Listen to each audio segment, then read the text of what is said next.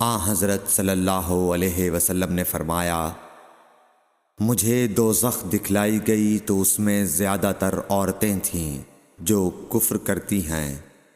کہا گیا، حضور کیا وہ اللہ کے ساتھ کفر کرتی ہیں؟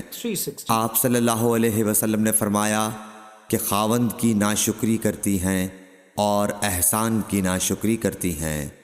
اگر تم عمر بھر ان میں سے کسی کے ساتھ احسان کرتے رہو، پھر تمہاری طرف سے کبھی کوئی ان کے خیال میں ناگواری کی بات ہو جائے تو فوراً کہہ اٹھے گی کہ میں نے کبھی بھی تجھ سے کوئی بھلائی نہیں دیکھی۔ صحیح بخاری حدیث نمبر 29۔